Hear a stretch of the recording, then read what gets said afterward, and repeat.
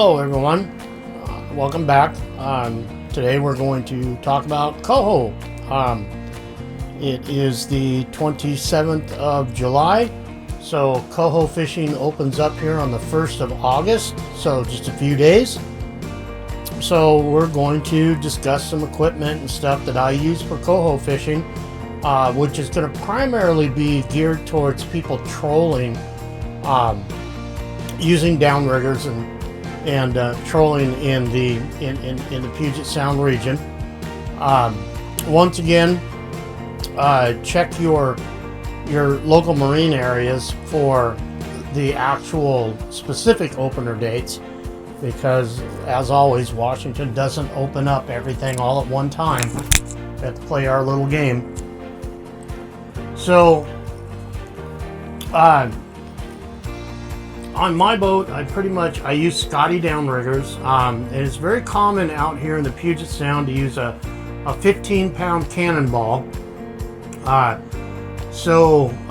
you're going to be trolling somewhere around 2 miles an hour for coho and kings both. A lot of this stuff does carry over to king fishing, Chinook, but right now we're specifically targeting coho. Coho are usually higher up in the water column than a king, so they're usually kind of congregate on top, of whereas the kings are down in the bottom. The rods that I use nowadays on my boat for trolling are going to be the Okuma Downrigger series, the Classic Pro GLTs. They're the downrigger ones. These are 8'6" poles coupled to an Okuma cold water reel. 30-pound braid. I always run about 100 feet of 30-pound bumper line on there because braid doesn't like holding into the downrigger clips as well as the monofilament does. So I always run 100 feet on there. And then once again, I will have a dual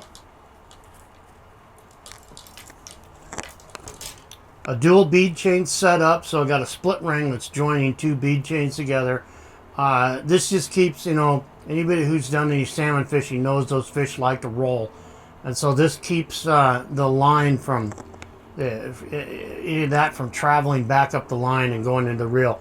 I use the heavier duo lock connectors rather than any kind of a little, the normal little connectors and stuff, the little fishing connectors. So pretty much on salmon I'm going to use the dual locks on pretty much everything. That's pretty basic. Covers the rod and the reel part of the whole deal. You can see that. As far as flashers go, or dodgers, there's, especially if you're starting out, okay, you could go down to Cabela's or Sportsman's Warehouse or your fishing store, or John's Sporting Goods, whatever, Outdoor Emporium, and you can find a whole row of all kinds of different dodgers, and sometimes they can be a little intimidating. When you're starting out, there are 2 main dodgers that you need to have on board the boat. One that's all silver, and one that's got some sort of green and a copper in it. The copper is the important part. The other thing that's important is to have one that's UV'd. So pretty much 99% of the time you're going to run the silver, the chrome, or this prismatic reflector one. The brass or the copper color is good for overcast days and getting, down at depth. And of course you want to have the UV. because the fish can see in the UV, so you might as well have it on there. So those are the two to start out with.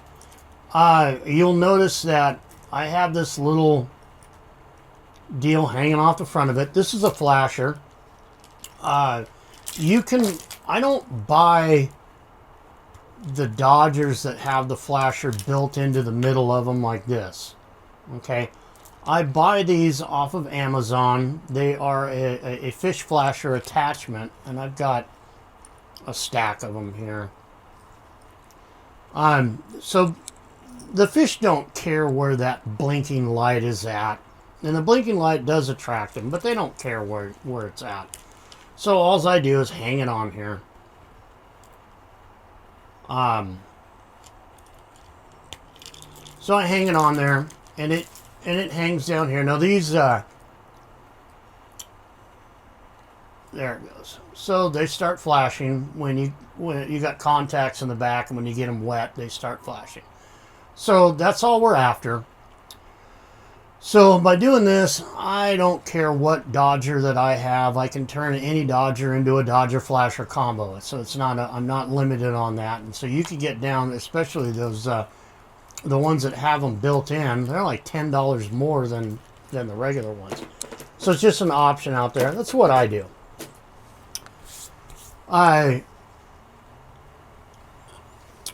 My go-to favorite lure for coho is these green ace high flies, or the white ones. Okay, the white ones actually are probably a little more geared for coho, and then these ones are a little more geared for kings. But I go through a lot of these. They get shredded up.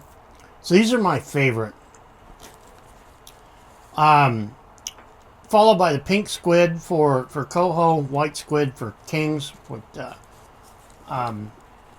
got these. I've tried these are the Brad's cut plugs that you split them in half and put the bait inside. I don't even think I've ever caught anything on them. So number one thing is going to be the white ace high flies, followed by the pink squid skirt hoochies. 1/0 hooks, double rigged, barbless. We got the barbs pinched down on 48-inch leaders. So these are long. That's not 48. That's like 36. But yeah, I mean, it'd be a 30-pound test. 38-inch leader to just a swivel bearing on here.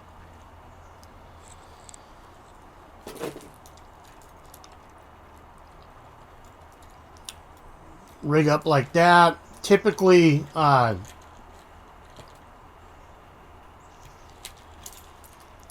single bait on the front, herring.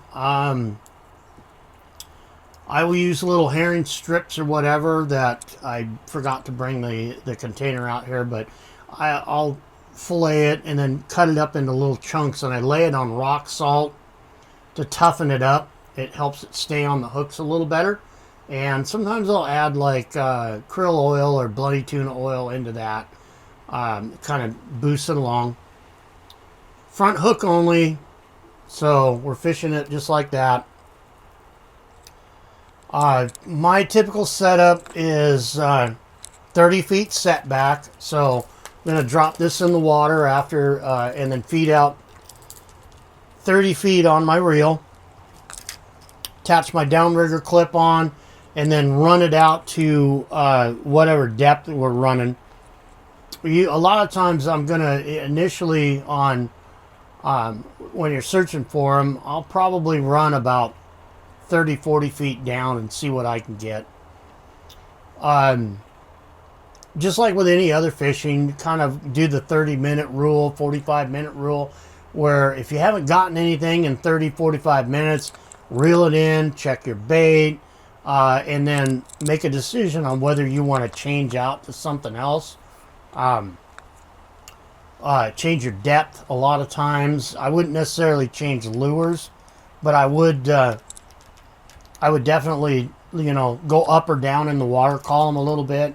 See if you can entice a bite on there, especially if you've got more than one rod going.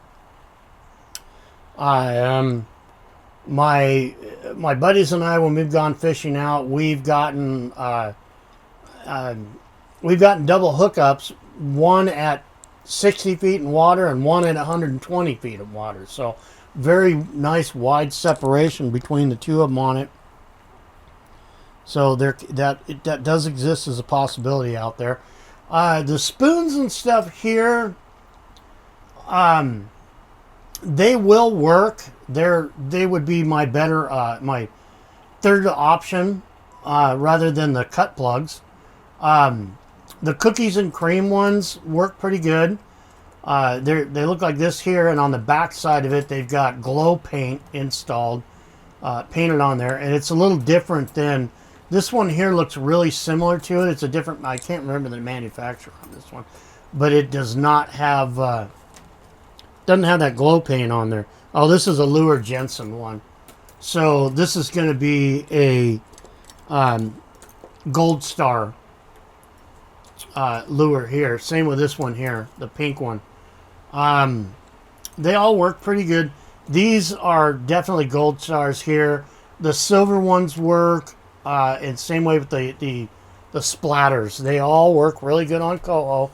So this would be my third choice going to that if I was doing that. So the pink, you know, starting off with the white, because white, guys say 90% of the fish, the Coho that I catch are caught on this. Followed by the pink, followed by the little Coho killers right here. They all work pretty good. Beyond that,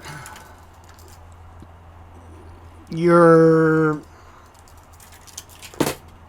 gonna have if you're looking to expand your Dodger collection. Some of the other handy ones to have. Most of what I've got in my little kit here. The only other one I've got is going to have a UV, an orange, and another UV hologram on the back. I know there's a bunch of, there's like clown ones out there and a bunch of different names here. This is a little short bus one that's got a lot of copper on it. And this one is no good now. It is broke. Wonder when that happened. But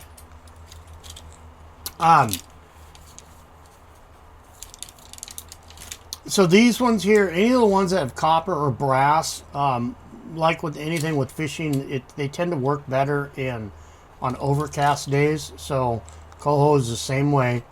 That copper in there shows up better under overcast conditions, and that helps out entice a bite. But 90% of the time, I'm going to be running those two right there. If I don't get bites off of those, then generally I'm going to have one rod set up with this, the other one set up with this. And whichever one starts getting bites on it, then I'm going to swap it over and copy it.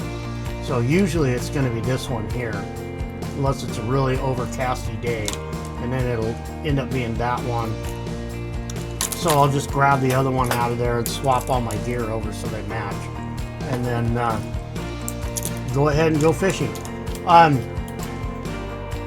There's generally a lot of times Coho out there. During the peak of the season, we're not out there all that long, 2-3 hours, and we're limited out. Everybody's got their limit on board the boat, so very rarely do we spend all day really grinding a deal out with this setup. So that's a great place to start. I'm looking forward to the Coho season here. That's when I pack the most fish into my freezer and I have the most fun. So looking forward to that. Hopefully these will get you started. I do recommend that you try out the Ace High Flies. If you've never fished these are phenomenal. They absolutely do catch fish. Aside from that, that's about all that I can think of. So everyone have a great day, and let's go fishing.